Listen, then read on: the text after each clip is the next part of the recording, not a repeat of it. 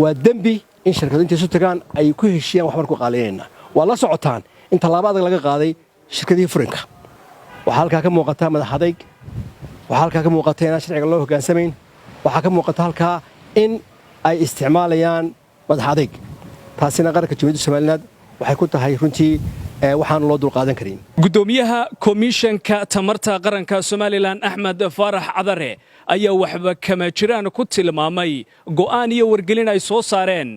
shirkadaha bixiya adeega korontada ee Soomaaliland kaas oo ay ku sheegeen in wixii ka dambeeya bisha 8aad kowdeeda inay bakhtiin doonaan leedhka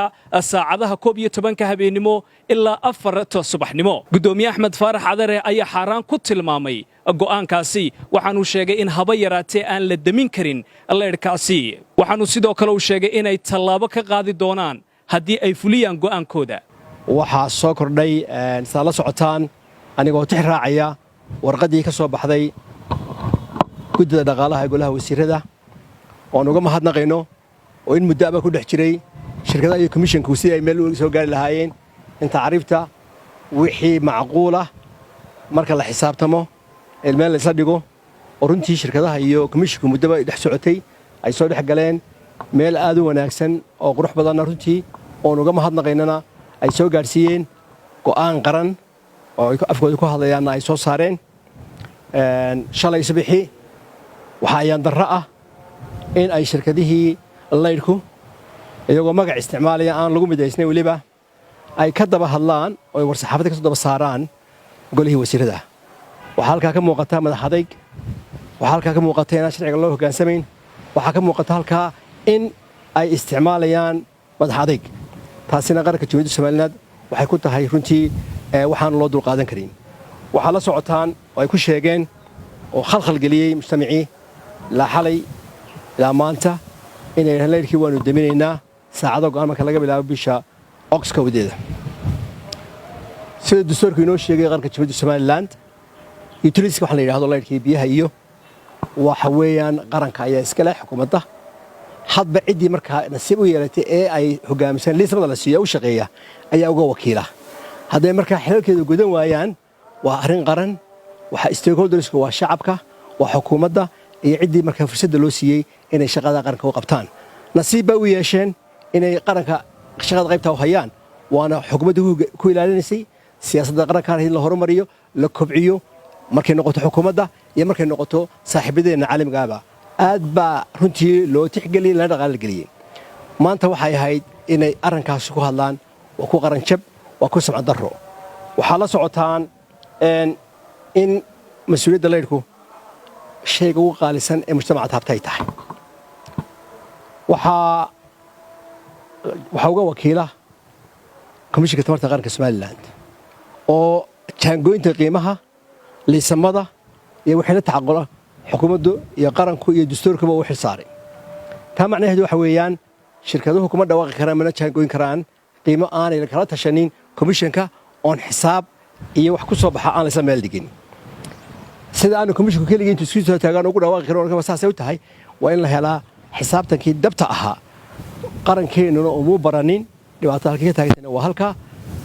uma baranin in private sector lala xisaabtamo oo dawladnimadii iyo nidaamkii lagu soo celiyo waana halka dhibtii iminkay ka taagan tahay hase yeeshee waxaan uga mahadnaqaynaa golihii wasiirada guddida dhaqaalaha oo gaar miisaaniyad iska saartay culays leh oo runtii dhexdhexaadin samaysay go'aan dhaxalgala oo mujtamacii reer Soomaalilandna ay runtii uga riyaaqeen isla markaana shuruudihii lagu xidhay oo muddo la siiyey loo cayimay inay muddadaas ku dhammaystiraan xisaabaadkiina ka bacdina kordhisku bilaabmo ayaa waxa ay soo saareen shalay toole inay ilaa hadda leydhka wandaminaynaa waxaan u sheegaynaa shirkadaha iyo shacabka reer Soomaalilandba inaanay awoodna cid u lahayn utilitiesku waa ummaddu ka dhexeeya public ka dhexeeya public waxa iska leh shacabka reer Soomaaliland iyo xukuumadda nasiib bay u yeesheen inay qaybta inoo hogaamiyaan haddii ay ku kacaan falkaasi qaranka iyo xukuumadda waxa uga yaala siyaasad cad oo talaabeed qaadi doonto